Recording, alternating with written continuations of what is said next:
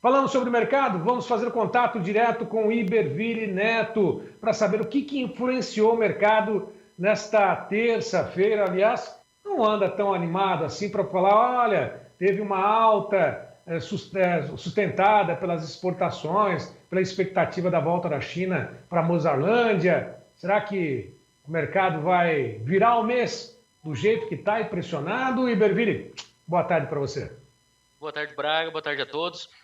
Braga, realmente a dificuldade no escoamento tem pesado na precificação do boi gordo, né? A gente percebe isso, essas referências, esses ajustes que você citou. Quando a gente analisa São Paulo especificamente, também há relatos de uma certa dificuldade da indústria em conseguir alongar as escalas. Na verdade, essas escalas até diminuíram um pouco, mas como a gente tem esse escoamento lento, o mercado fica nesse cenário um pouco heterogêneo, com desvalorizações em algumas regiões, até em diversas regiões, mas também alguma dificuldade de compra de gado pelos frigoríficos. Quando a gente analisa um pouco mais especificamente São Paulo vamos dizer, os preços têm ocorrido, os frigoríficos têm tido dificuldade de comprar mesmo naqueles valores um pouco superiores.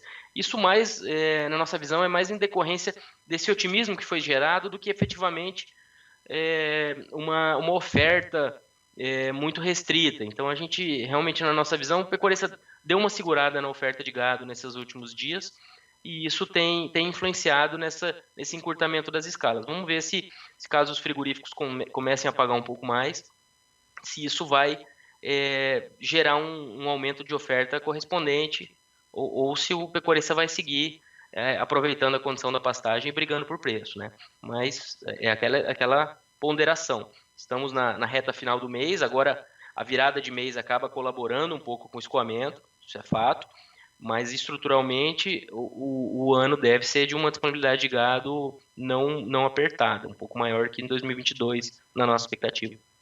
Bom, seria a lógica que, pelo menos com a redução das escalas, os frigoríficos fossem comprar mais e ofertar um pouco mais, mas isso não está acontecendo na avaliação que você tem acompanhado, o levantamento que você tem feito? Os frigoríficos ainda não... Eles têm tido dificuldade em manter essas programações, tanto é que, segundo diversas fontes, aí, a gente teve um encurtamento dessas programações, pelo menos em São Paulo, como referência, mas as escalas ainda estão na casa dos 5 dias úteis, então é uma escala que ainda não, vamos dizer, o frigorífico ainda está tentando ver se cola esses patamares que eles têm ofertado aí há algum tempo, né? Mas vamos acompanhar. Não é uma escala ainda que tem exigido que os frigoríficos paguem mais, mas não é aquela escala confortável que nós víamos há algumas semanas ou principalmente no segundo semestre do ano passado.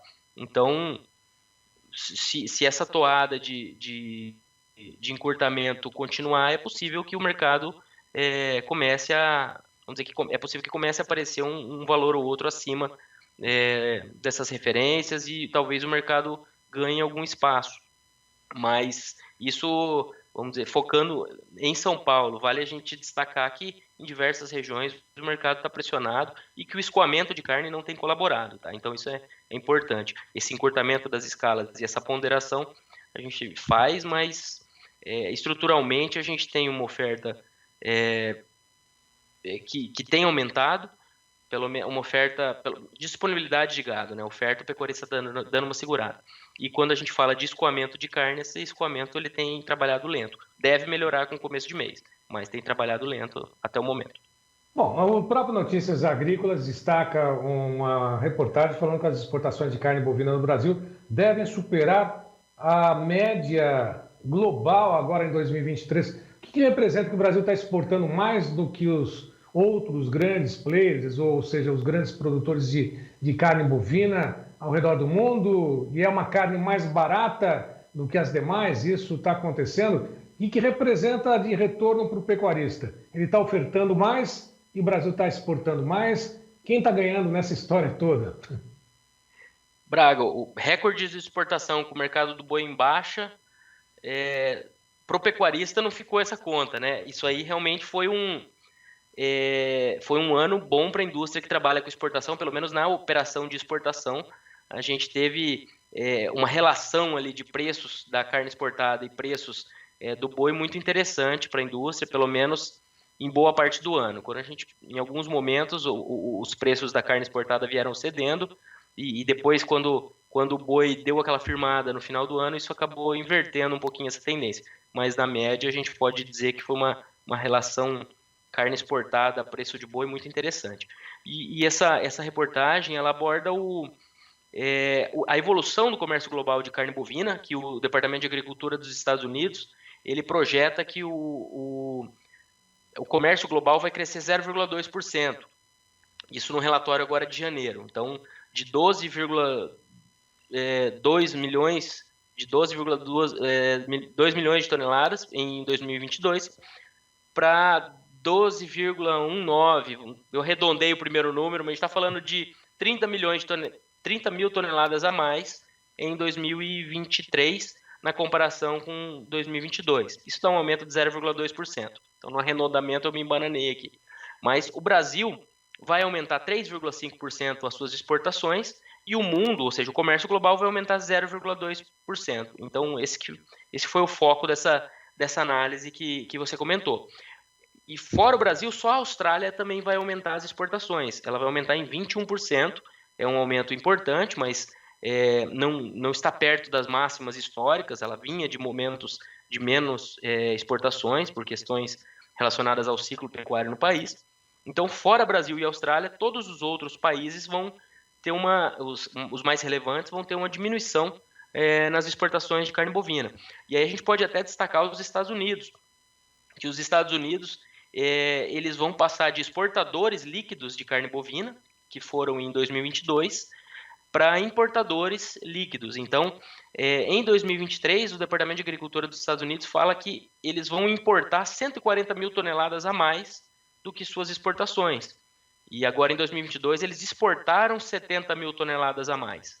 Então, a gente está falando de um país que mandou 70 mil toneladas além do que ele importou, e agora ele vai importar 140. Então, essa diferença, a gente está falando de 210 mil toneladas a menos no comércio global. Ele deixou de soltar 70 e vai importar 140. Então, isso é importante. Outro ponto que esse relatório também traz, ele ajustou as expectativas para as compras de carne bovina pela China.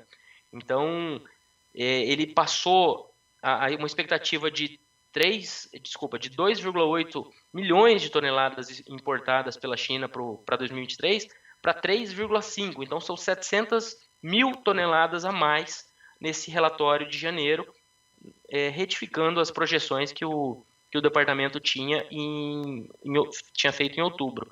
Então, isso é muito positivo para o Brasil, mas estamos com uma fase de mais oferta de gado. Então, a gente tem que ponderar que isso é positivo pensando na cadeia, mas talvez não chegue ao bolso do pecuarista esse cenário mais promissor. Mas em alguma medida acaba ajudando. Se a gente não tivesse com as exportações indo bem como estão indo, talvez o mercado estivesse num patamar ainda pior, né?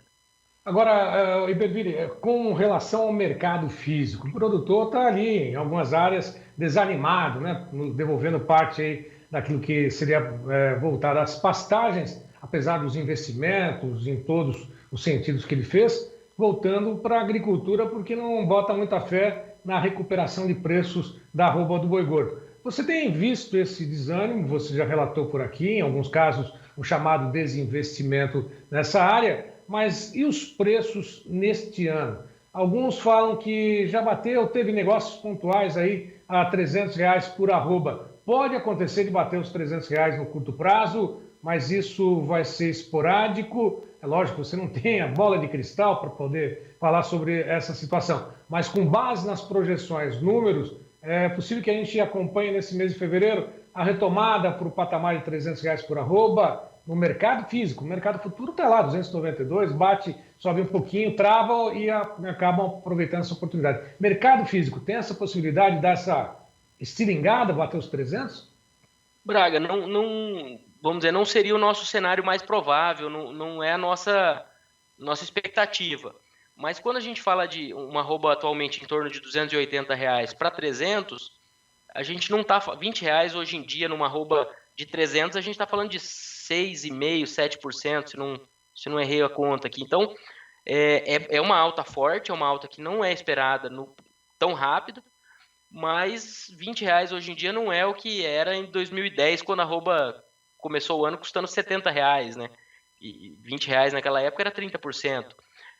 Então, o que eu quero dizer? Eu quero dizer que se China voltar comprando de maneira coerente com esse mercado que está sendo projetado pelo Departamento de Agricultura dos Estados Unidos, se Estados Unidos continuarem, que eu digo, porque na nossa visão, um dos compradores importantes que agora em janeiro deve ser os Estados Unidos. Então a gente vai fechar os dados daqui a pouco, mas se isso for se confirmando, eu não diria que não há espaço, vamos dizer, eu não descartaria o mercado ganhar um pouco de tração. Agora, R$ 20 nos parece uma alta meio forte mesmo, pela conjuntura, pelo momento de maior oferta, e o escoamento ainda aquém do que nós gostaríamos, né?